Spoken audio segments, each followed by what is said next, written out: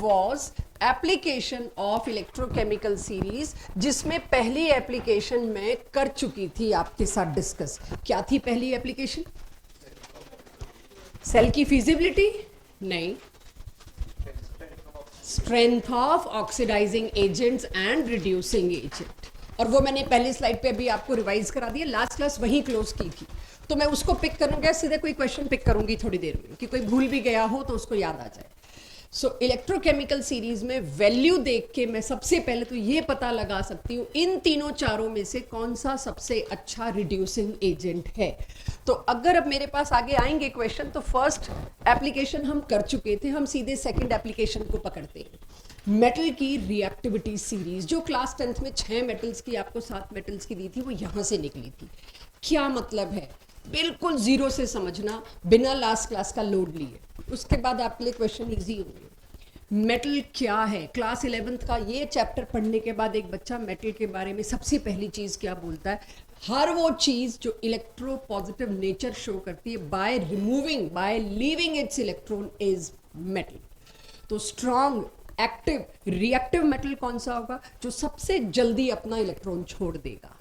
तो मुझे इस पूरी सीरीज में वापस लौट के अगर मैं आपसे पूछूं एल्यूमिनियम और मैग्नीशियम दोनों में से कौन सा मेटल ज्यादा रिएक्टिव है?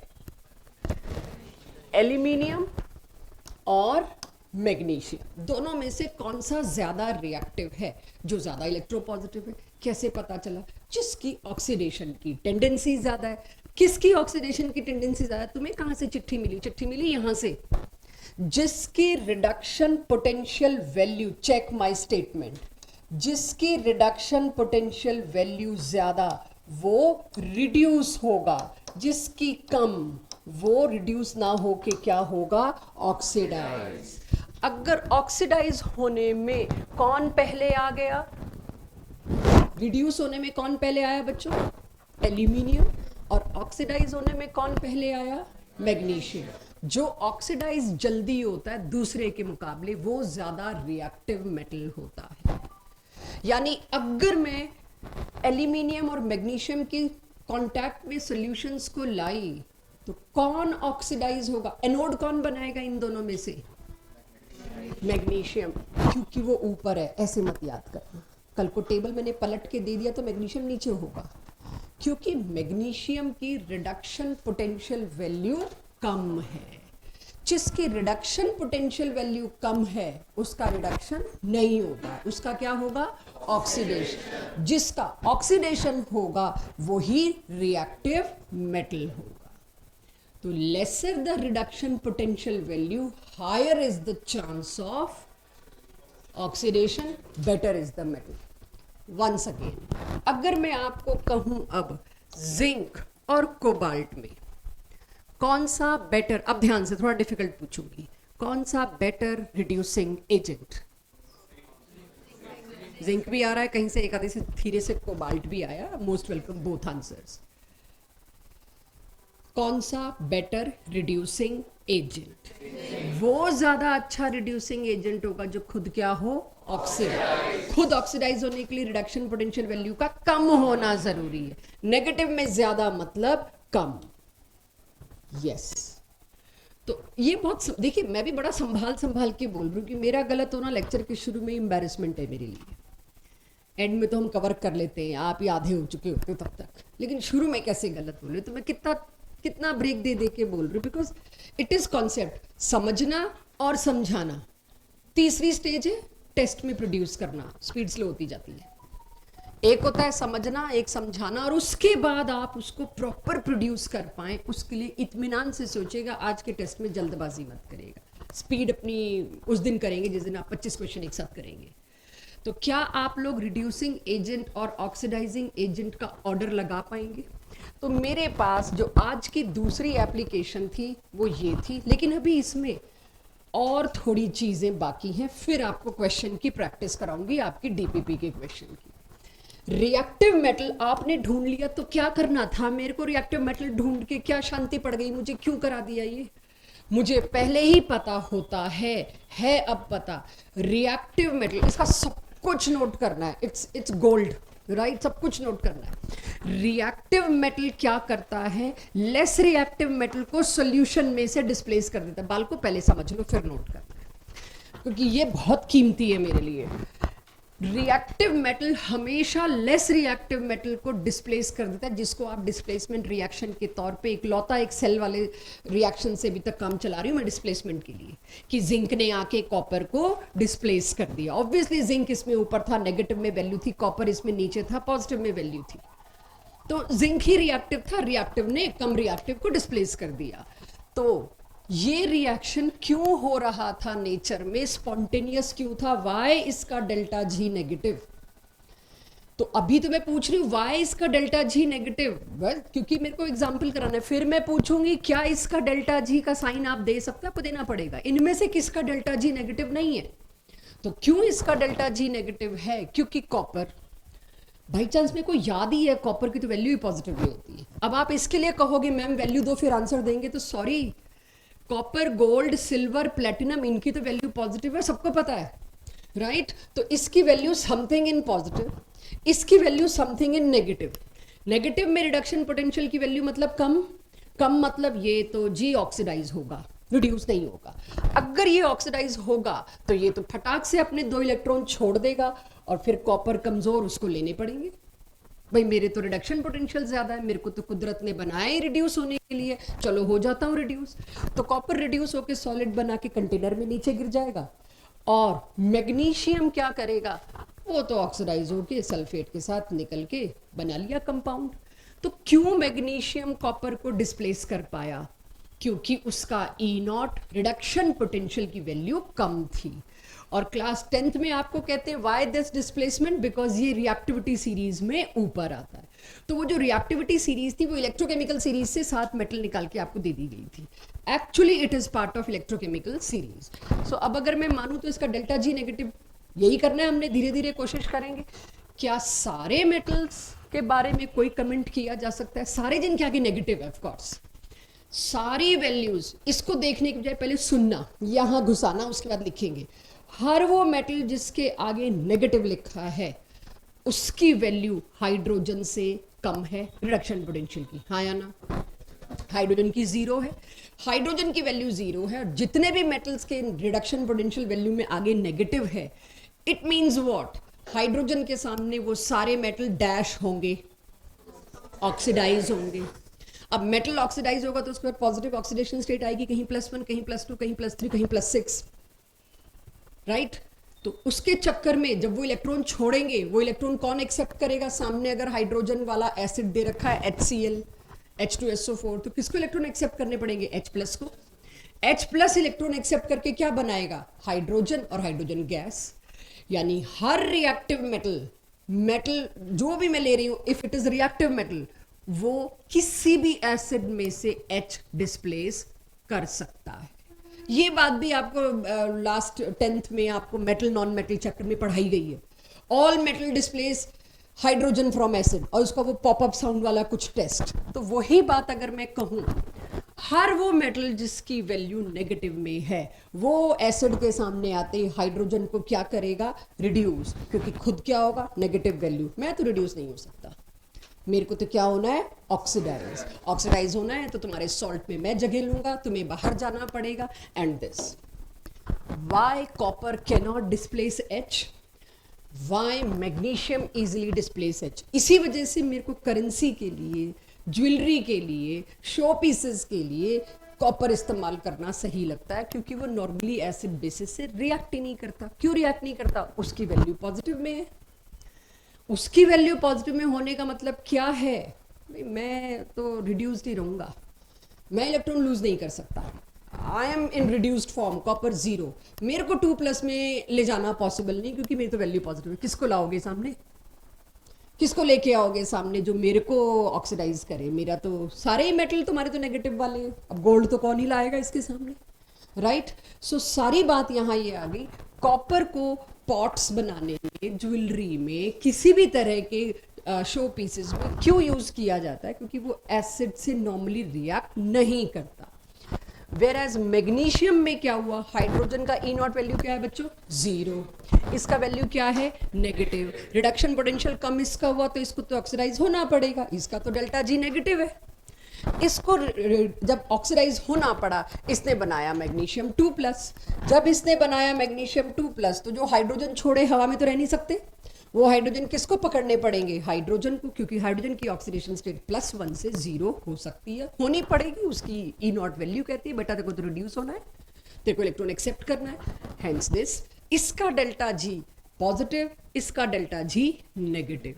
तो इस तरह से आपको पहचानना शुरू करना है। इसे नोट करिए, फिर 3-4 क्वेश्चंस करते हैं। P3 question 1, caesium, neon, iodine, fluorine, ऐसा कौन सा एलिमेंट है जो सिर्फ पॉजिटिव ऑक्सीडेशन स्टेट दिखा सकता है? नियॉन, नोबल गैस, किससे रिएक्ट कर रहा है नोबल गैस? सीजियम क्या होता है लोकेश? पीरियोडिसिटी चैप्टर नहीं किया है? लिथियम, थोड़ा टाइम लगता है तुम्हारे पास आंसर आने में, छोड़ूंगी नहीं तुमको। Sodium, lithium, sodium, potassium, rubidium, caesium, कहाँ आते हैं ये पीरियोडिक टेबल में? पहला ग्रुप। ये तो सबसे अच्छे मेटल, इनकी आयोनाइजेशन एंथैल्पीज का मैं लास्ट क्लास में भी बात हुई थी, तो सीजियम क्यों नहीं? क्लियर? चलिए सी, अक्षिता, सी का आंसर, हाँ बी का सीजियम है, यस, सी का answer Akshita.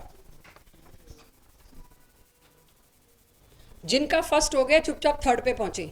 Akshita, C part, the element जिसमें प्लस और माइनस दोनों ऑक्सीडेशन स्टेट्स कंफर्टेबली पॉसिबल हैं। क्वेश्चन नंबर 1, सी पार्ट, जिसमें प्लस ऑक्सीडेशन स्टेट भी मिलती है, माइनस भी मिलती है कंफर्टेबली। तने, iodine, right, it is iodine. D part, जिसमें ना तुम नेगेटिव ऑक्सीडेशन स्टेट देखोगे ना तुम पॉजिटिव ऑक्सीडेशन स्टेट देखोगे, वो नियॉन है। तो चलिए, ये तो मैंने इसीलिए पूछ लिया कि कुछ लोग स्लाइड से नोट कर रहे थे। तो अब आ जाइए, जो क्वेश्चन मैं आपसे पूछ रही हूं, DPP 3 का क्वेश्चन नंबर 3। अरे पांचों की वैल्यूज दे रखी हैं, कौन सा स्ट्रॉन्गेस्ट या जो भी ऑर्डर मांगा हुआ है। Yes, following metals in the order in which they displace each other from the solution of their salts। जो सबसे ज्यादा स्ट्रॉन्ग रिड्यूसिंग एजेंट है वो सबसे आगे आएगा, क्योंकि वो बाकी सबको डिस्प्लेस कर देगा उनके सॉल्ट से। तो इसको मैंने इंग्लिश टू हिंदी इजी कर दिया। तेजस, करो कोशिश, सबसे ज्यादा, सबसे टॉप पे कौन आएगा? बस सबको उड़ा देगा, ये सबको डिस्प्लेस कर देगा। मैग्नीशियम है इसमें, तो मैग्नीशियम सबसे आगे आएगा। फिर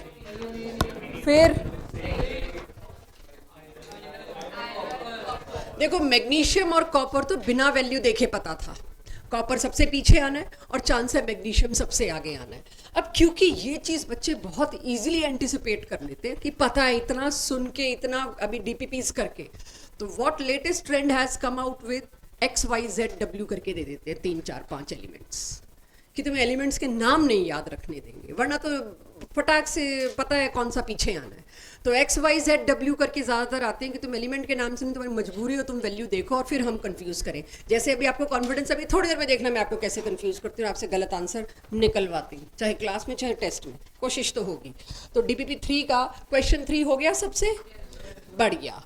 अब इसके बाद मतलब 2-1 चीज़ें और करके फिर तीसरी एप्लीकेशन करके फिर करते हैं बाकी के क्वेश्चन, असली तो उसी पे हैं।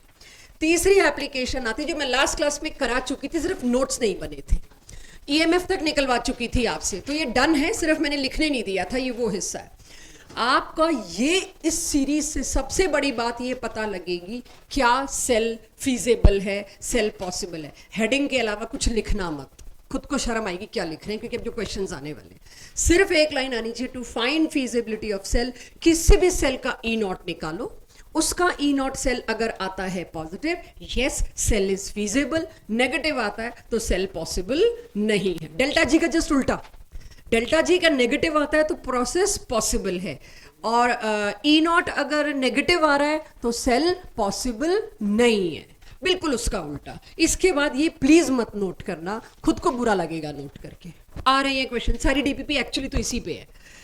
अगर कहीं पर भी पॉजिटिव आ गया, इसका मतलब सेल पॉसिबल नहीं है। बच्चों, सेल क्यों पॉसिबल नहीं होगा?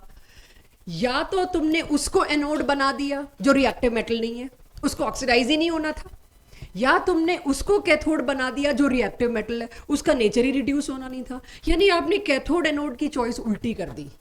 तभी ई नॉट सेल पॉजिटिव आएगा, और पॉजिटिव का मतलब क्या है, सॉरी, तभी ई नॉट सेल नेगेटिव आएगा, और नेगेटिव का मतलब क्या, आप उल्टा कर बैठे हो। तो ई नॉट सेल मुझे क्या चाहिए बच्चों, पॉजिटिव। नेगेटिव आया मीन्स समथिंग इज रॉन्ग, उल्टा कर दिया आपने। अब जैसे ये मैंने जो आपको सेल लास्ट क्लास में कराया था, इसको Daniell cell, galvanic cell, Leclanche cell, dry cell, कई नामों से जानते हैं, वो आपका 12th का हिस्सा होगा कि डेनियल और गैल्वेनिक में क्या फर्क है, लेक्लांची और गैल्वेनिक में क्या फर्क है, वो 12th में आएगा, लेकिन रिएक्शन सेम है, कॉन्सेंट्रेशंस का खेल है थोड़ा सा वहां पे, रिएक्शन सेम है। अब अगर मेरे को कोई ये बता दे रिएक्शन दे के इसका ई नॉट सेल क्या है, तो मैं जवाब दूंगी इट इज फीजेबल और नॉट। उसके लिए आप मेरे से क्या मांगोगे, आप कहोगे कॉपर का रिडक्शन पोटेंशियल दो मैम, जिंक का दो, दे दिया, दिया तो ई कैथोड माइनस ई एनोड, और यहां आपको पता चलेगा प्लस 1.1 वोल्ट आएगा आंसर, प्लस 1.1 वोल्ट आएगा। इसका मतलब क्या है, फीजेबल है, पॉसिबल। तेजस, अविचल, एनी डाउट? तो मैं चाहूंगी सारी क्लास का भी फायदा हो जाए। क्या चीज बतानी है? अच्छा, अब आप इसमें ई कैथोड, पहले तो चूज करो कैथोड कौन सी है जिसका रिडक्शन हुआ है, कॉपर का। तो ई नॉट कैथोड, उसकी वैल्यू आपको ऑलरेडी गिवन है क्वेश्चन में, वही मैं अब दिखाने वाली हूं कैसे गिवन होती है, 0.33। एनोड की वैल्यू कितनी है बच्चे? आंसर यहीं पे ही दिख रहा है मेरे को, आंसर जो है क्या आ जाएगा, पॉजिटिव में। पॉजिटिव में आया मतलब सेल पॉसिबल है, सेल बनेगा। सेल बनने का मतलब क्या है, इसके आगे भी तुमको चेक करेंगे। सेल बनने का मतलब है थोड़ी देर बाद जिंक डिप्लीट होगा। अब भी मैं एक क्वेश्चन पूछ लूं, क्या मैं जिंक के बर्तन में कॉपर सल्फेट की सॉल्यूशन स्टोर कर सकती हूं? नहीं। तुमने जिंक के बर्तन में कॉपर सल्फेट डाला, इनका तो सेल बन गया। सेल बन गया तो उनका ई नॉट कैसे पता लगा सेल बन गया, क्योंकि इनका ई नॉट पॉजिटिव आया। तो 2 घंटे 4 घंटे या 3-4 दिन बाद जिंक का बर्तन इतना पतला हो जाएगा, डिप्लीट हो जाएगा, उसमें छोटे छोटे छेद होने लगेंगे। 5-6 दिन बाद आप देखोगे, या 10 दिन बाद। पतला हुआ तब तक तो मेरे को दिक्कत नहीं है, कॉपर सल्फेट मेरा बचा हुआ है, ऐसा मुझे लग रहा है, राइट। वो अंदर अंदर यूज हो रहा है, बात अलग है, लेकिन मेरे को लग रहा है नहीं बर्तन ठीक है। और यही 15-20 दिन बाद उस बर्तन में छोटे छोटे छेद होने लगेंगे और सब लीक हो जाएगा अंदर जो भी था। तो I cannot store, I cannot take these 2 things together किसी भी फॉर्म में। कि कोई पूछे कॉपर सल्फेट को स्टेयर करने के लिए मैं जिंक की चम्मच ले आऊं, नहीं, नहीं ला सकते, क्योंकि ये दोनों मिले मतलब सेल बन गया। सेल बन गया मतलब one thing will deplete, of course anode will deplete. Clear? तो अब इस पे मैं आपसे कुछ क्वेश्चंस कराऊंगी। DPP3 फर्स्ट क्वेश्चन हो गया, सेकंड करिए। फर्स्ट तो आपने बातों बातों में ही कर लिया। क्वेश्चन सेकंड का मेरे को बताइए, अगर इन दोनों के बीच ए पार्ट आयरन 3+ और आयोडाइड माइनस के बीच अगर मैं सेल बनाऊं तो क्या ये सेल फीजेबल होगा? वैल्यूज के लिए बुकलेट है तो उसमें ई नॉट वैल्यूज देखेंगे, वरना मैं सामने खोल रही हूं वही वाला टेबल, ठीक है। बुकलेट से भी देख सकते हैं, एनसीईआरटी है तो उससे देख सकते हैं। इन दोनों को इस्तेमाल करके आप सेल बना सकते हो, Fe3+ and I negative. Iron के लिए हल्का फुल्का मैंने अभी यहीं पे आयरन के लिए मैंने आपको हल्का फुल्का बताया था कि धीरे धीरे आपको प्रैक्टिस हो जाएगी, याद हो जाएगा। कॉपर की एक ही ऑक्सीडेशन स्टेट पॉसिबल है, +2, क्योंकि वो 3D10 बना लेता है अगर मैं इलेक्ट्रॉनिक कॉन्फ़िगरेशन वाले चैप्टर से उठा के लाऊं। इसी तरह से आयरन की 2 ही ऑक्सीडेशन स्टेट्स पॉसिबल है, या +2 या +3, राइट। ये थोड़ा बहुत 10th क्लास ने भेजा है आपको करा के। इन दोनों में अगर रिएक्शन होगा, जिस किसी ने भी सेल रिएक्शन नहीं बनाया अपने आंसर को -1 में पहले ही डाल दीजिए। लास्ट क्लास वाली बात, सेल रिएक्शन बनाए बिना हवा में किया 100% गलत आएगा। क्वेश्चन देने वालों को भी पता है बच्चे कैसे करते हैं। अब मैंने आपको कहा iron 3+, iron 3+ is the maximum oxidation state iron can have. तो आपने सोचा मेटल है, इसकी तो एनोड बना दो, हो गया कूड़ा। ये +3 से तो आगे जा ही नहीं सकता। इसका तुमने एनोड बनाया तो +3 से तो +4 तो ले जाओगे, पॉसिबल ही नहीं है। तो पहले देखो मेरे को क्वेश्चन क्या दिया है, आयरन नहीं दिया है, आयरन 3+ दिया है। अगर तुमने लिया आयरन 3+, उसकी लाइफ में या तो तुम उसको आयरन 2+ में बना सकते हो, या तुम उसको आयरन बना सकते हो। Taking the easy thing. अब आपको कैसे पता चलेगा क्या लेना है, वो आपको वैल्यूज दे के बता देंगे कि आपको क्या लेना है। वैल्यू मैंने दे रखी आयरन 3+ से आयरन बनने की, तो आपको पता है आयरन 3+ से क्या बनाना है, आयरन। कितने लोग ऐसे थे जिन्होंने आयरन की कैथोड बनाई है? नन। अच्छा आप थे, गुड। आयरन कैथोड बन रहा है, आप लोगों तो आयरन एनोड बनाई होगी, मेटल है। That is what important was. इतना प्लेन मत ले लीजिए। ये एनसीईआरटी बैक एक्सरसाइज का क्वेश्चन है, क्लास 12th का। 12th की एनसीईआरटी बैक एक्सरसाइज में, एंड आई होप 11th में भी होगी। रिडॉक्स की मैंने एनसीईआरटी कभी फॉलो ही नहीं करी, क्योंकि मुझे पता है सारा 12th में रिपीट है, तो 12th की एनसीईआरटी के क्वेश्चन लाई हूँ। सो अब आपको क्या करना है, आयरन 3+ का तो आयरन बना, आयोडाइड का क्या बना होगा? अब तो डिसाइडेड है, जब एक का रिडक्शन हो रहा है, रिडॉक्स इज कॉम्प्लीमेंट्री, दूसरे का तो कंपल्सरी ऑक्सीडेशन होगा। Although to help you always, इस तरह से E0 वैल्यू हम देंगे, हर कोई देगा, इवन जेई भी देगा, हर कोई ऐसे देगा। आपको देख के ही पता चल जाएगा कि रिडक्शन, ये तो ऑक्सीडेशन दे दिया, माय बैड, सॉरी। आपने देखा मैंने गलती क्या करी, और एक क्वेश्चन में मैं भी आपसे ये गलती करवाऊंगी। मेरे को रिडक्शन देना था, रिडक्शन मतलब आयोडीन 0 से किस में जाए, आई नेगेटिव में, और ये भी रिडक्शन है, मैंने तो दोनों की रिडक्शन पोटेंशियल वैल्यू देनी है। जैसे ही आप ये देखोगे ना सबस्क्रिप्ट, आपको समझ आ जाएगा क्या चीज किस पे जा रही है। तो आई नेगेटिव से क्या बनेगा, I2। ठीक है, खुद को अजीब लग रहा है तो बैलेंसिंग कर देते हैं, वरना बैलेंसिंग की वैल्यू क्लास 12th और अगले टॉपिक रिडॉक्स टाइट्रेशन से आएगी। सिंपल बैलेंसिंग कर दी, बात बिल्कुल नई टॉपिक में प्लीज।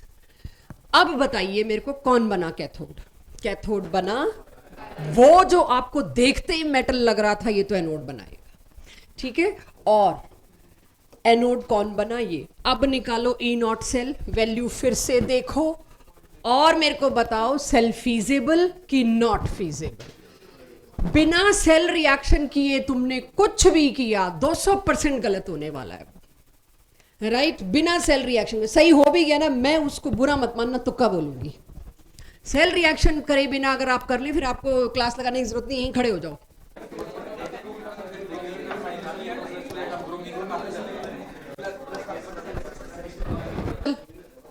ब्रोमीन की टेंडेंसी क्या होगी, Br नेगेटिव में जाना, तो ये क्या हो गया, रिडक्शन। अब इसके सामने आयरन 2+ दिया हुआ है, अगर आप इसके सामने आयरन 2+ लाओगे तो फंस गए, ये तो +3 में भी जा सकता है, 0 में जा सकता है, लेकिन मेरे पास चॉइस ही कहाँ है। जब एक चीज रिड्यूस हो रही है तो दूसरी चीज को क्या होना पड़ेगा, ऑक्सीडाइज। तो यहां पर आयरन 3+।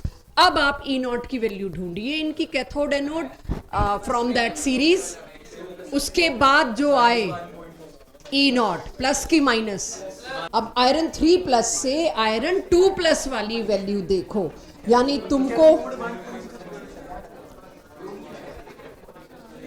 तुमको आयरन की ये वैल्यू देखनी पड़ेगी बच्चों, 3+ और 2+ वाली। ऑल्दो क्वेश्चन में तो हम देंगे, तुम्हें खुद नहीं ढूंढनी। वो Fe2+ से क्या बन रहा है, Fe3+। तो 2+ से 3+ में ये वैल्यू डालो बच्चों, इससे तुम्हारा आंसर बदल सकता है। अभी नेगेटिव के आगे वाली वैल्यू बड़ी होती है कि छोटी होती है, आंसर उसी से तो डिसाइड हो रहा है इतनी देर से। अब बताओ फीजिबल कि नॉट फीजिबल? एवरीवन, क्या इसी पेज पे है फीजिबल? तो अगर पहले भी आपका फीजिबल आ रहा था, मात्र तुक्का था जी। क्या दिया है, सिल्वर, और दूसरी चीज क्या दी है, Fe3+। अब Fe3+ का क्या होने वाला है, वो रिडक्शन। तो सिल्वर का क्या होने वाला है, ऑक्सीडेशन। मैं थोड़ी देर के लिए ये ले लेती हूं, जस्ट एज्यूमिंग। E0 निकालो इसका, जो तुम्हारे को टेबल में वैल्यू है या क्वेश्चन में वैल्यू है, वो ऑलरेडी रिडक्शन पोटेंशियल वैल्यू दे रखी है। एनोड जिस पे ऑक्सीडेशन होता है, बच्चे यही तो दिमाग लगा, इस पे तो ऑक्सीडेशन हुआ, इसको तो मेरे को उल्टा करना पड़ेगा। नहीं, E cathode -E anode formula में आप रिडक्शन पोटेंशियल वैल्यू पुट करोगे दोनों की। इसका मतलब ये नहीं है कि दोनों कंटेनर में रिडक्शन हो रहा है, नहीं। वो जो फॉर्मूले में माइनस है वो यही काम कर रहा है कि जिसमें ऑक्सीडेशन हो, तभी तो E कैथोड -E एनोड है, क्योंकि तुम एनोड की वैल्यू कौन सी पुट करोगे, मजबूरी है, रिडक्शन पोटेंशियल। उस रिडक्शन पोटेंशियल को वो माइनस क्या कर रहा है, वापस ऑक्सीडेशन पोटेंशियल में कन्वर्ट कर रहा है। तो तीसरी बार मत कर देना ये काम, राइट। अब उन गलतियों की तरफ आ रही हूं मैं भी। अभी तो मैं सेल ही बनवा रही हूं, सिर्फ फीजिबल नॉट फीजिबल पे अटक गई हूं मैं भी। अब वो जो गलती तुम कह रहे हो वो नेक्स्ट है मेरी तरफ से। कहीं कोई इशू? हाँ जी, क्वेश्चन में तुम्हें रिएक्टेंट क्या दिया है बेटा? एज ही दे रखा है सॉलिड। तुम क्वेश्चन कैसे बदल सकते हो? कल को कोई कहे सिल्वर की चम्मच में आयरन 3+ की सॉल्यूशन में डाल सकते हो, तो तुम क्या करोगे? तुम क्यों अपनी मर्जी से क्वेश्चन चेंज कर रहे हो? If it is given this two, तो रिएक्टेंट तो यही हुए ना बेटा। You can not decide reactant. बेटा वो वैल्यू तो रिडक्शन पोटेंशियल की देंगे ना साकेत। वैल्यू तो क्या देंगे? अगर तुमने इसको रिड्यूस किया तो उसकी वैल्यू। फिर तो तुम हर जगह यही करोगे, फिर तो तुम हर जगह इसको देख के रिएक्शन बनाओगे। अरे यहां तो हमने जबरदस्ती वैल्यूज पुट की हैं, मेरे को रिएक्शन किसको देख के बनाना है? ये डिस्कशन बहुत अच्छा है साकेत। ये 12th में होता है, हम खड़े होके 12th के फिर इस बार यही किया, 4-5 बच्चे फिर अड़ गए। It's perfectly fine. सो जब जब ये कंफ्यूजन हो, आज ही मेरे से बात कर रहे हो, मेरे इस पे मत जाना कि मैं रिएक्ट कैसे कर रही हूँ। रिएक्ट ऐसे करने का मतलब है दिमाग में घुस जाए बात। Please you can not choose reactants by yourself. फिर तो तुम हमेशा सही रिएक्टेंट चूज करोगे, आंसर नेगेटिव जिंदगी में नहीं आएगा। हर एक सेल को तुम फिजिबल कराए फिरोगे। मेरे को तो पूछना है ना इनमें से कितने फिजिबल नहीं है, तो मैं तो उल्टा पुल्टा दूंगी। या मैं जो भी दूं, देख लिया, एक सेकेंड, मैं जो भी दूं आंसर, आपको पहले देखना है मेरा क्वेश्चन क्या है। अगर इन दोनों के बीच रिएक्शन कहा है, आंख बंद करके पहले इन दोनों का क्या बनाएंगे? Cell reaction. उसके बाद देखेंगे अगर ये दोनों जुड़े तो ये होगा। पता नहीं होता है कि नहीं, धैर्य, वेट। अगर ये दोनों जुड़े तो ये होगा, है पॉसिबल, पेपर पे तो बनाया। फिर मैं कहूंगी अच्छा ये क्या बन रहा है? एनोड। लाओ जी इसकी रिडक्शन पोटेंशियल वैल्यू। बन क्या रहा है? Anode, yes. और ये क्या बन रहा है? कैथोड। लाओ जी इसकी reduction potential value. Last class में भी कहा था, इसका मतलब ये नहीं कि दोनों में रिडक्शन हो रहा है, वैल्यू तुम्हें रिडक्शन पोटेंशियल लानी है। फिर तुम एक फॉर्मूला निकालते हो, E cell is equal to, last class में बहुत बार बोला और ये कह के बोला है, भूल के नहीं आना। This formula is applicable if value putting here is of reduction potential. It does not mean दोनों कंटेनर में रिडक्शन हो रहा है, नहीं। अब आप वैल्यू पुट करेंगे और स्पेसिफिकली चेक करेंगे, मेरे को रिडक्शन पोटेंशियल वैल्यू ही दी है ना, अभी मैं दूसरी गलती पे तो आ ही नहीं पा रही, एंड आई डोंट माइंड ना भी आ पाऊं। अभी पहले इस गलती को सेटल करिए, फिर गलती नंबर 2 पे आऊंगी। यह साध्य। आपके पास ये क्वेश्चन है, उस क्वेश्चन को करने से पहले हिंट, स्टोइकियोमेट्रिक कोफिशिएंट चाहे 2 हो, 3 हो, हाफ हो, आगे बैलेंस्ड इक्वेशन में दे दूं, उसमें आप ई नॉट वैल्यू को ट्वाइस नहीं करेंगे। ये कोई हेस लॉ नहीं है कि आपने पूरी इक्वेशन को 2 से मल्टीप्लाई किया तो एंथैल्पी की वैल्यू को भी 2 से मल्टीप्लाई करेंगे। इसमें आप जानते ई नॉट वैल्यू पर मोल चल रही थी, राइट? तो stoichiometric coefficient does not affect E naught value of electrode. Why? Because E naught value is volt per mole. E naught की यूनिट क्या है? वोल्ट, वोल्टेज जो भी कहिए, volt is unit of power, SI unit पर मोल। तो अगर आप सोचें यहां पर आपको सिल्वर की जो वैल्यू अभी मैं देने वाली हूं उसके आगे मल्टीप्लाइड बाय 2 करेंगे, तो नहीं करेंगे, मिस्टेक नंबर 2। तो एक बार ये सेल रिएक्शन लिखिए क्या आपके पास डीपीपी में क्वेश्चन 5 में है। मैं आपको वैल्यूज दिखा रही हूं, मुझे बताइए ये सेल फीजिबल है नहीं है, और अगर जो भी आप आंसर देते हैं please support it with its E not value. I am waiting. Silver की वैल्यू दिखाई दे रही है मेरे को +0.799, और दूसरा क्या है सिल्वर के साथ? जिंक है। सिल्वर की वैल्यू दोबारा बोल रही हूं, जिनको दिख ना रहा हो उनके लिए 0.799, और जिंक की वैल्यू, जिंक क्यों नहीं दिख रहा है मेरे को? ऊपर है। ओहो, जिंक की वैल्यू -0.763। तो यहां पर क्वेश्चन क्या था एक्चुअली, या मेरे को पॉइंट आउट क्या बात करनी थी किसी इक्वेशन के आगे, हाफ इक्वेशन के आगे ऑक्सीडेशन हाफ या रिडक्शन हाफ के आगे 2 या 3 लगा है तो आप ई नॉट को 2 या 3 नहीं करेंगे। Clear all of you? चलिए अब इसके बाद एक और क्वेश्चन करते हैं। ये आपका क्वेश्चन 5 था। ये मेरे पास करो, ये डीपीपी में नहीं है, ये है ही नहीं डीपीपी में, and focus is some mistake. या तो देखते ही पकड़ लो, करके पकड़ो, जो भी। Yes, that was my purpose, कि कोई अगर इसको नहीं देख रहा है तो गलती। मैंने दोनों की ऑक्सीडेशन दी है, चेक करो। और कैसे भनक लगती है यार, मेटल की पॉजिटिव, कुछ गड़बड़ है। मेटल की पॉजिटिव कैसे? मैंने इंटेंशनली यहां पर क्या दी, दोनों की दोनों रिडक्शन पोटेंशियल के बजाय ऑक्सीडेशन पोटेंशियल। अब पहले तो तुमको इसका ईएमएफ निकालने के लिए क्या करना पड़ेगा, दोनों वैल्यूज के आगे नेगेटिव लगाना पड़ेगा। तो E naught cell is E cathode. Cathode कौन सी है पहले तो ये बताओ? कॉपर। Copper is cathode. तो कैथोड की वैल्यू मेरे को क्या पुट करनी पड़ेगी, इसे आगे माइनस करना पड़ेगा 0.34। और अब एनोड की वैल्यू क्या पुट करूं, माइनस, गलती नंबर 3 ये कि इतने क्वेश्चन करते करते ये तो रिडक्शन ही दी होगी। हम यहीं पे चेंज कर देते कि ध्यान दो, कोई भी चीज बिना बात के हम लिख नहीं रहे। यहां पे क्या हो रहा है, ऑक्सीडेशन, यहां पे क्या हो रहा है, ऑक्सीडेशन। ये तो ऑक्सीडेशन की वैल्यू दे दी, उल्टा करिए और फिर ई नॉट सेल निकालिए, फिर बता देना फीजिबल नॉट फीजिबल। वो तो फिर अब कुछ खास रहा ही नहीं। जब आपको हर ये क्वेश्चन क्यों मैंने पूरा दिया कि बार बार मेरे को स्लाइड पे ना ले जाना पड़े। This is how you will receive a question.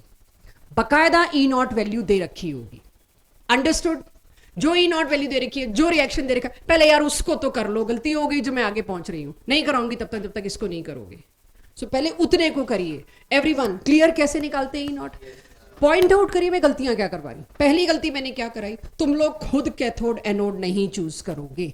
जो साकेत ने डाउट पूछा कि एजी, और बहुत अच्छा डाउट था, आपने एजी से क्यों लिया, एजी प्लस से ले सकते थे। You can not choose the question. If I am telling you silver, AG और आई नेगेटिव को एक साथ लाएं तो लाना पड़ेगा, आपका दिल कितना ही ना मान रहा हो। ऑब्वियसली नहीं मान रहा, मुझे पता है उसका नेगेटिव आना होगा, बट मेरा क्वेश्चन तो वही है। गलती नंबर 2, बैलेंसिंग की वजह से ई नॉट की वैल्यू को ट्वाइस थ्राइस नहीं करेंगे। गलती नंबर 3, चेक करेंगे वैल्यू वही दे रखी है जो फॉर्मूले में पुट करनी है या उसको उल्टा करना है। आगे बढ़े, हो जाए तो well and good. Cell reaction बनाए बिना मत करना, मेरी अभी भी सलाह यही होगी, गलती होगी वरना।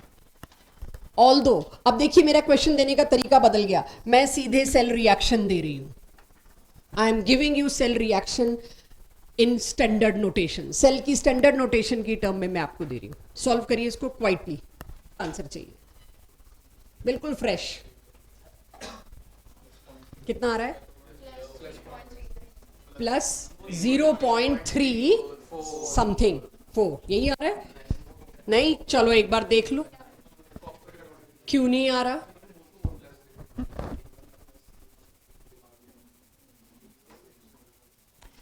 मैंने अगर जो डीपीपी में क्वेश्चन था और मेरा क्वेश्चन थोड़ा फर्क था बच्चों, ठीक है।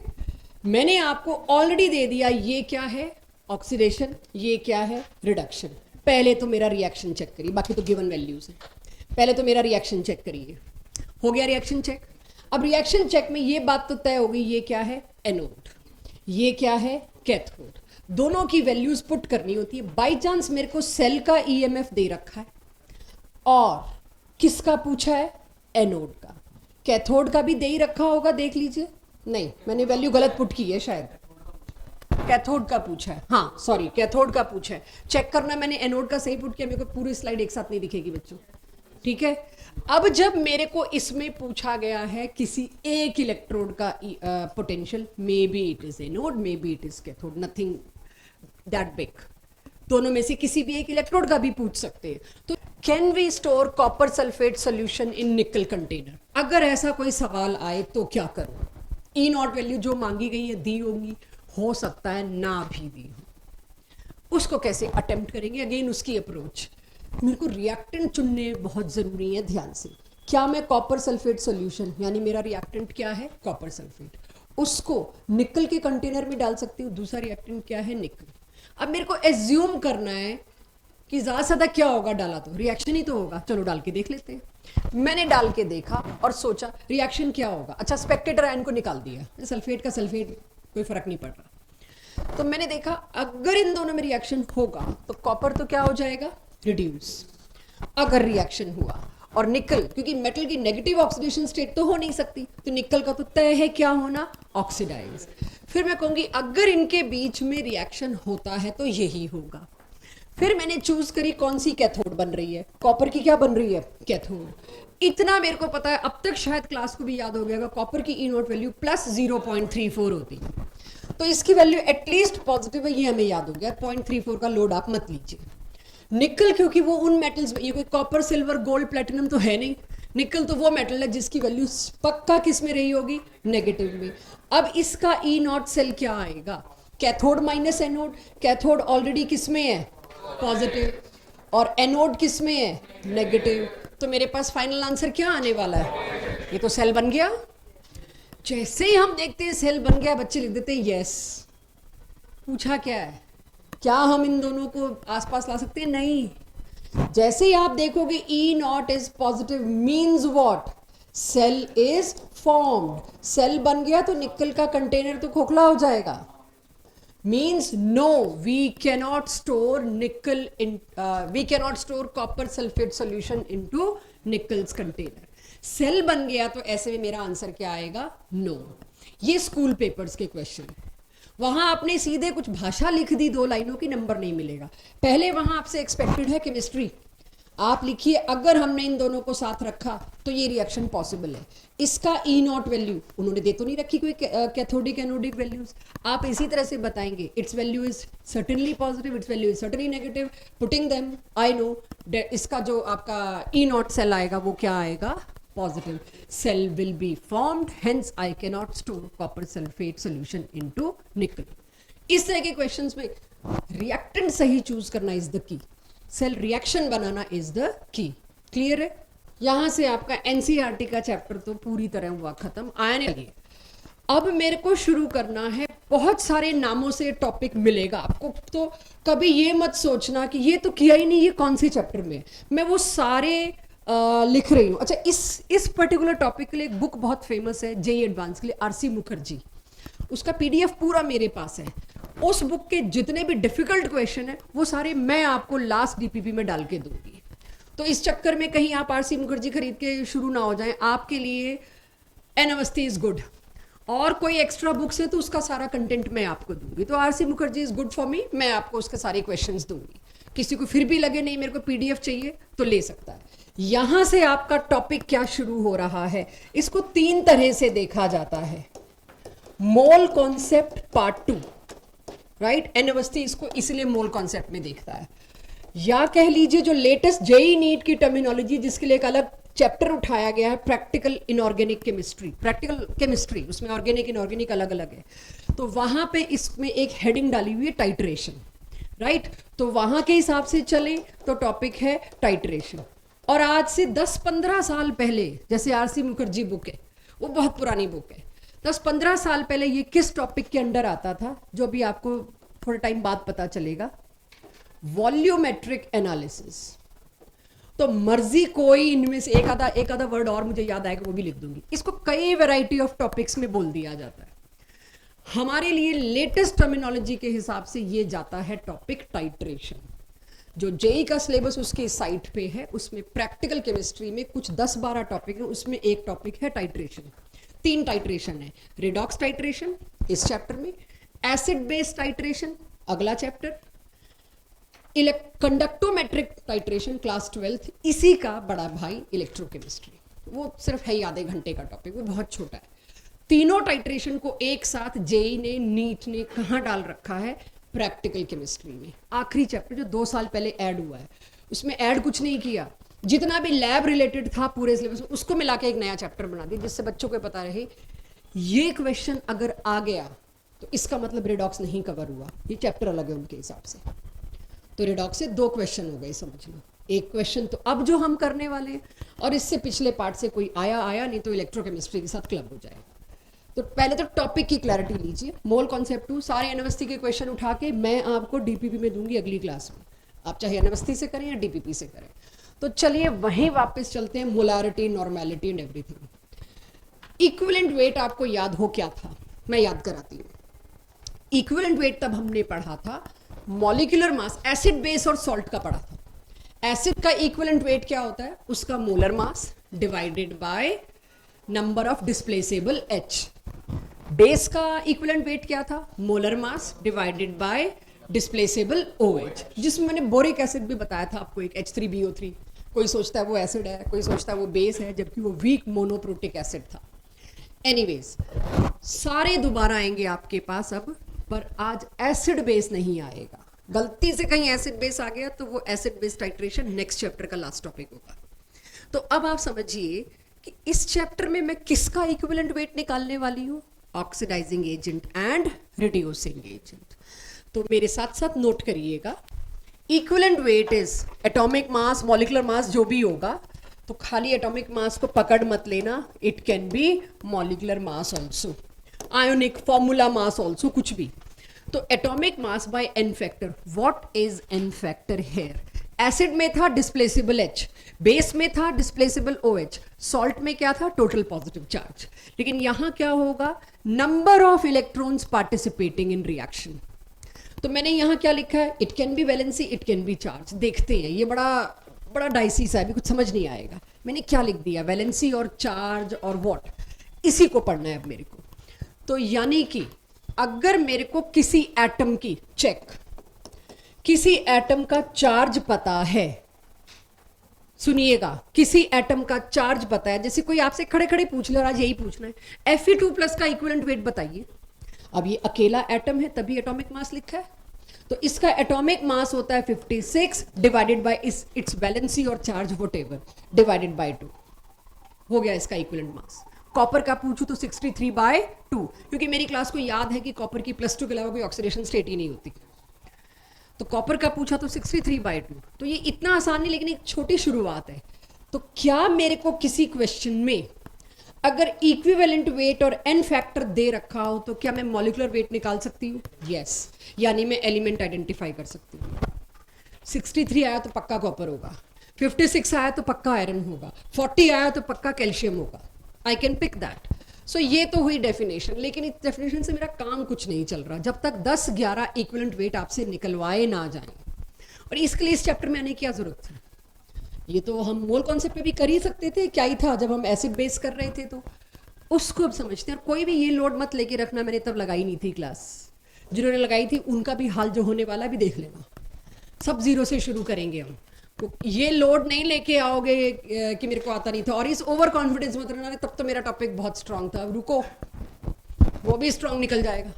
सो बिल्कुल जीरो से, एकदम बिगनिंग से मैं समझा रही हूं क्या है ये इक्विवेलेंट वेट्स, ऑक्सीडाइजिंग और रिड्यूसिंग एजेंट्स के। मैं बहुत स्लो पढ़ा रही तो साथ साथ नोट करना, मैनेज करना, और जिसको लगे नहीं मेरे को साथ साथ नहीं नोट करना, घर जाके PDF से नोट कर सकते। This is completely out of NCERT for whole 2 years। ये दोनों साल के NCERT में नाम भी नहीं है इसका, ये सिर्फ JEE और नीट का टॉपिक है और एडवांस का, और कहीं का टॉपिक नहीं है ये।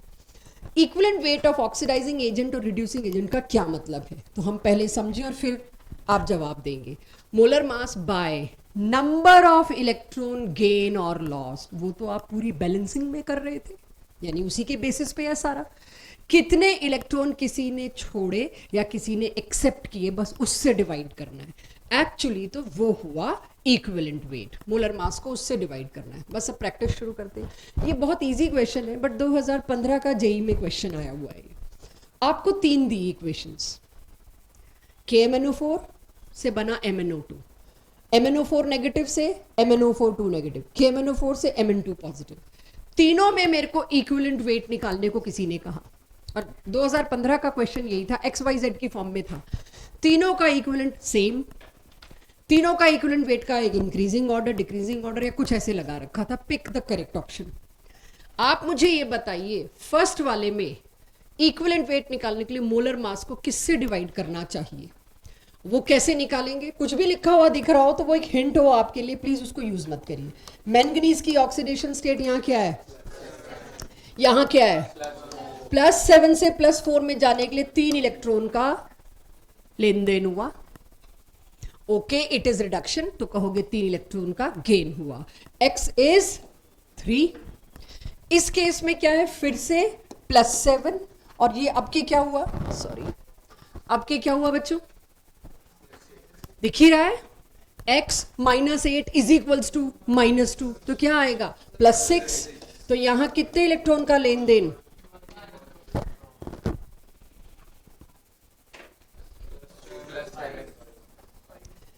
+7 से +2, तो कितने इलेक्ट्रॉन का लेन देन, यानी के मैं मदर स्टैंड मतलब सेट स्ट्रेट, सो नहीं सकते क्लास में। इन तीनों में सबसे बड़ी चीज मुझे ये पता चली आज, पहले ही पता लग चुकी है लेकिन आज और बेटर, इक्विवेलेंट वेट कांस्टेंट नहीं होता, वही KMnO4। कभी उसका इक्विवेलेंट वेट आ रहा है 158/3, कभी उसका इक्विवेलेंट वेट आ रहा है 158, कभी उसका इक्विवेलेंट वेट आ रहा है 158/5। अनलाइक मोलर मास हमेशा फिक्स्ड है, लेकिन इक्विवेलेंट वेट गलती से भी तुमने फिक्स कर दिया तो वहीं पे ये टॉपिक पूरा कूड़े में गया। टाइट्रेशन, इक्विवेलेंट वेट डिपेंड करता है वो रिएक्शन में कैसे पार्टिसिपेट कर रहा है। KMnO4 के 3 फ्यूचर थे, वो तीनों डिसाइड कर रहे हैं कि इक्विवेलेंट वेट क्या होगा। तो यहां से सिर्फ एक ही इंफॉर्मेशन देना चाह रही थी, इक्विवेलेंट वेट रट मत लेना, फिक्स नहीं होता। Understood, noted everybody. अब मेरा काम है 10-11 केसेस, उसमें आप मेरे को इक्विवेलेंट वेट बताएंगे, किससे डिवाइड करना है, बस मेरे को वो डिवाइड करने काट पीट नहीं चाहिए, कैलकुलेशन नहीं चाहिए, वो आप लोग कर लेते हैं। तो आप सिर्फ मेरे को बताते जाइए। तो ये केसेस तो हो गए, चलो 1 2 3 तो क्या ही थे। Is it correct? पहला K2Cr, मतलब आपसे पूछने के लिए, K2Cr2O7, कुछ ध्यान देने वाली चीजें हैं, बड़े टिपिकल केसेस लेके आई जो मुझे आगे यूज करने हैं। K2Cr2O7 का जब तक मुझे ये नहीं पता चलेगा आप चाह क्या रहे हो, तब तक मैं इक्विवेलेंट वेट नहीं दे सकती। आप मेरे से पूछोगे मैम हो क्या रहा है इसका, पहले ये बताइए, मैं कहूंगी जी Cr3+ में कन्वर्ट हुआ है। हाउ 6? एक क्रोमियम का +6 ऑक्सीडेशन स्टेट, बहुत इंपॉर्टेंट चीज है, डोंट मिस इट, और एक क्रोमियम की ऑक्सीडेशन स्टेट +3, तो 3 इलेक्ट्रॉन का लेन देन था। लेकिन मेरे को इक्विवेलेंट वेट किसका पूछा है, K2Cr2O7 का, उसमें कितने क्रोमियम थे, 2, दोनों लेने आपकी मजबूरी हो गई कंसीडर करना। एक क्रोमियम थोड़ी था, 2 थे, दोनों ने 3-3 इलेक्ट्रॉन का किया, तो टोटल नंबर ऑफ इलेक्ट्रॉन्स कितने हुए, 6, इसीलिए 6 से डिवाइड किया। ठीक है, अब यहां से आंसर मेरे देने बंद और आपके देने शुरू, फिर भी थोड़ी थोड़ी हेल्प के लिए मैंने किया है, फिर आगे वो भी बंद हो जाएगी। H2O2 का मोलर मास है 34 ग्राम्स। मेरे को बताइए हाइड्रोजन पर ऑक्साइड का इक्विवेलेंट वेट कितना, if it is behaving as oxidising agent. अच्छा, ये equation you need to learn, ये लिख लेना, अगली क्लासेस में लर्न कराऊंगी, यू नीड टू लर्न। 17, मेरे को भी याद तो यही है, चेक करो कैसे। एक ऑक्सीजन -1 से जा रहा है -2, तो तुम्हें डिवाइड बाय 1 करना चाहिए था, लेकिन H2O2 के एक मॉलिक्यूल में भाई एक सेकंड, इक्विवेलेंट वेट 1 यूनिट का दिया जाता है। H2O2 की 1 यूनिट में 2 ऑक्सीजन है, तो इसका इक्विवेलेंट वेट जो होगा 34 डिवाइडेड बाय 2, दैट इज 17 होगा। क्लियर? H2O2 अगर बेसिक मीडियम में लेती तो भी वो ऑक्सीडाइजिंग एजेंट बनता है। इसका बताइए, सिया करो कोशिश, एकजुट करो कोशिश, सेम ही रहेगा, यस, बट क्योंकि बात में फिक्स नहीं है, हमेशा सेम रहेगा। इन दोनों केसेस में मेरे को सेम मिला, किनकी फिक्स है वो भी आएगा, लेकिन आज तो गलती से भी नहीं आएगा कि कहीं आप ये पकड़ ही ना लो जी फिक्स होती है। तो यहां पर अगेन इस एक यूनिट में कितने ऑक्सीजन है, 2, दोनों के दोनों ऑक्सीजन -1 से किस में गए, -2 में, तो उस वजह से दोनों ऑक्सीजन में एक इलेक्ट्रॉन का ट्रेवल हुआ, तो कुल मिला के कितने इलेक्ट्रॉन का ट्रेवल हुआ, 2, दैट्स व्हाई इक्विवेलेंट वेट कितना आया, 17। करना लोकेश। अगर H2O2 is behaving as reducing agent, Gursahaj, Dhruv, करिए कोशिश। H2O2 का हमेशा ही सेम है, सब कर आके देख लिया, इसमें भी फिर से कितना आया, 17, 2 ऑक्सीजन -1 से किस में गए, 0 में। तो 2 ऑक्सीजन तो मजबूरी हो गई मेरा लेना। क्लियर? चलिए अब आपके मुझे लगता है तड़ातड़ आने चाहिए। स्टिल ऑक्जेलिक एसिड, मेरे को ये रेडॉक्स टाइट्रेशन अगली क्लास में सारे यूज करने, इसलिए ये करा के भेज रही हूँ। ऑक्जेलिक एसिड का मोलर मास भी तुम ही लोग बताओ मेरे को। तो सॉरी, जब आपको .2H2O दिया है तो आपको उसको भी रिस्पेक्ट करना पड़ेगा। तो मोलर मास कितना, 126 डिवाइडेड बाय व्हाट। बेसिक वाली हिंट मैंने लिखी है, लेकिन अगर ये ऑक्सीडाइजिंग एजेंट, रिड्यूसिंग एजेंट होता, मैं कुछ एसिडिटी से ना निकाल के इससे, दोनों से सही आएगा आंसर। लेकिन क्या ये मैंने रिएक्शन में दिखाई नहीं रखा कि ये एसिड बन रहा है? मैंने कौन सा इसको बेस से रिएक्ट कराया? क्या पता, अगेन क्यों मैंने लिखा है कि मेरे को रिमाइंड करानी, क्या पता मैं इसको एक NaOH से रिएक्ट करा के सिर्फ इसका एक ही H इस्तेमाल कर रही होती, फिर तो ये मोनोबेसिक होता, मैं निकलने ही एक H दे रही होती, रिएक्शन देती है आपको, उस रिएक्शन में दिखता ये तो मोनोबेसिक है। अब तक क्यों नहीं दिखा है ये? अगला चैप्टर है एसिड बेस, अगले चैप्टर में मिलेगा एसिड बेस टाइट्रेशन। तो डायबेसिक होना कौन तय करता है? रिएक्शन। तो जब तक मैं रिएक्शन नहीं दे रही तब तक तुम नहीं पता लगा सकते हो कि ये क्या है। बट यस, अगर आपने कुछ नहीं दिया तो मैं इसको डायबेसिक मान सकती हूँ, बट डोंट डू दिस। मेरे को as oxidising agent, as reducing agent पूछना है आपसे, ये क्या बिहेव कर रहा है, ऑक्सीडाइजिंग एजेंट की रिड्यूसिंग एजेंट, वो बताओ पहले। क्यों तेजस, धैर्य करो कोशिश। यहां पर ऑक्जेलिक एसिड किस में जा रहा है मैंने दिखा दिया। It is behaving as oxidising agent और रिड्यूसिंग एजेंट। अरे कोई लॉजिक ही नहीं। कार्बन की बॉन्डिंग मेथड से ऑक्सीडेशन स्टेट बताओ। यहां पर +2 +1 और 2 कार्बन कार्बन 0। कितनी हुई ऑक्सीडेशन स्टेट? +3 से किस में जा रहा है? +4। तो इसने क्या किया? एक इलेक्ट्रॉन लूज किया। तो लिख दूं अब यहां पर एक इलेक्ट्रॉन का लूज करना। How many carbons? 2। 2 ने लूज किया, तो यहां पर this, it is losing electron, self oxidation, तो इट इज रिड्यूसिंग एजेंट। ये भी तो ढूंढना सीखना है मेरे को। ये खुद क्या है? रिड्यूसिंग। पूरा चैप्टर लपेट लिया इसमें मैंने, बॉन्डिंग मेथड से ऑक्सीडेशन स्टेट लपेट ली। तुम्हें पता है ही नहीं कि रिड्यूसिंग एजेंट है कि ऑक्सीडाइजिंग एजेंट है, वो भी लपेट लिया मैंने। और नंबर ऑफ इलेक्ट्रॉन्स का ट्रेवल और इक्विवेलेंट वेट आ गया पूरा चैप्टर एक अकेले इक्विवेलेंट वेट में। तभी कहा था ऑक्सीडेशन स्टेट निकालनी नहीं आ रही बॉन्डिंग मेथड से, तो चैप्टर लगाओ मत, ना तुम बैलेंसिंग कर पाओगे ना आगे का कुछ कर पाओगे। क्लियर? अब आपको इक्विवेलेंट वेट निकालने तो आ गए। मैं जो भी और मेरे को बताने हैं वो मैं साथ साथ बताती जाऊंगी, बट अब थोड़े अच्छे वाले शुरू हो रहे हैं मेरे टाइट्रेशन वाले। Check equivalent weight of FeSO4, बड़ा इजी है, कुछ चीजें पकड़वाऊंगी आपसे यहाँ पे। तो FeSO4 का इक्विवेलेंट वेट के लिए उसका मोलर मास निकालने मत बैठ जाना। Molar mass divided by what ये दे दो प्लीज, उस पे नहीं टाइम वेस्ट करना मेरे को आपका। 1 की 2 की 3 आयरन का ही देखना पड़ेगा। सल्फेट तो स्पेक्टेटर आयन है, देखो ही मत, वो तो कुछ इलेक्ट्रॉन का लेन देन ही नहीं कर रहा। अब देखना पड़ेगा आयरन कर रहा है, यस, +2 से यहां क्या +3। कैसे पता लगा +3? भाई सल्फेट का चार्ज तो फिक्स है -2। कितने सल्फेट थे? 3 सल्फेट थे, तो कितना हो गया कुल मिला के? -6। 2 आयरन ने फिर इस -6 को सेटिस्फाई किया, तो उस पे चार्ज क्या आया होगा? +6। एक आयरन पे क्या चार्ज रहा होगा? +3। तो अगर अब मैं कहूं एक आयरन की ऑक्सीडेशन स्टेट क्या हुई? +3। यहां +2 से किस में गया? +3।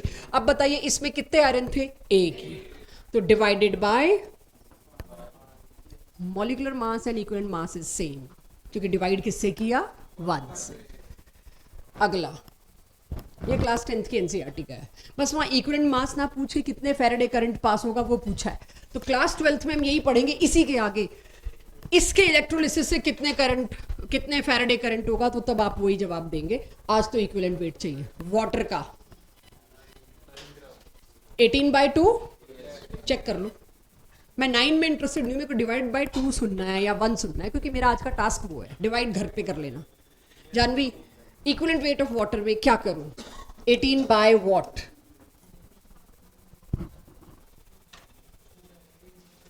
4 की 2। 12th में आप देखोगे 2 फैराडे की 4 फैराडे, यही सवाल होगा। 4 की 2 है, दोबारा देखो दोबारा देखो, वाटर में कितने ऑक्सीजन है? मैंने पिंक कलर से 1 क्यों लिखा है? ये एक ही यूनिट होनी चाहिए जिसका इक्विवेलेंट वेट रिपोर्ट कर रहे हो। एक वाटर में कितने ऑक्सीजन? एक ऑक्सीजन -1 से किस में गया? 0 में। यहां चाहे कितना भी लिखा हो बैलेंसिंग में, मेरे को इंश्योर करना है, जैसे एंथैल्पी में था, जो चीज बन रही है जिस एंथैल्पी की बात रही वो 1 होना चाहिए। इसका इक्विवेलेंट वेट मांगा है ना, तो इसमें एक ही ऑक्सीजन है, उस एक ऑक्सीजन का क्या हो रहा है? -2 से 0। तो किससे डिवाइड करूं? 4 से नहीं, इसी में मैं 4 करवाऊंगी 12th में जब मैं फेरेडे पूछूंगी। इक्विवेलेंट वेट कभी भी ऐसे नहीं हो सकता। अगला, ओ एग्जिस्ट नहीं करता ना नेचर में। मैं बैलेंस्ड इक्वेशन में वो चीजें लिखती जो एग्जिस्ट करती हैं, फिर 2 O मिलके O2 बनाते हैं। अब बैलेंसिंग खराब हो रही थी तो मैंने हाफ लिख दिया। अकेला O नेसेंट ऑक्सीजन तो बम है। इसमें मैंने दिया नहीं, बिल्कुल आएगा, मैंने दिया नहीं ना, दूं क्यों मैं आपको? मैं तो इतने में पूछ रही हूं, बिल्कुल आएगा O2 नो डाउट, बट मैं दे नहीं रही क्योंकि मैं वहां ले जाना ही नहीं चाह रही। डिवाइड बाय 4 कि 5 6, चलो 3 आ गए, 4 5 6। मैंने तो ऐसे ही बोल दिया 5, सच बता रही हूँ, अगर 4 भी हो सकता है। भाई क्लोरीन की ऑक्सीडेशन स्टेट +5 की +7 की +3, मुद्दा तो वही है। पोटेशियम की सारी लाइफ +1 है, और ऑक्सीड अगर ऑक्साइड है ऑब्वियसली तो -2, और ये हो गया x। एल्जेब्रिक मेथड से बड़े आराम से आप निकाल सकते हैं। +5, तो यहां पर ये +5 से किस में गई? -1 में। तो पहले तो 5 इलेक्ट्रॉन एक्सेप्ट करके 0 किया होगा, तो लोगों ने 5 जिन्होंने दिया वो +5 से 0 ही सोच लिया होगा। +5 से किस में जा रहा है? -1। तो इसमें इक्विवेलेंट वेट क्या होगा? Molar mass divided bye 6। आ गया इक्विवेलेंट वेट। अब इक्विवेलेंट वेट निकाल के मैंने करना क्या है? राइट, इक्विवेलेंट वेट निकाल के मैंने अगली क्लास में एक टॉपिक शुरू करना है, दैट इज रेडॉक्स टाइट्रेशन।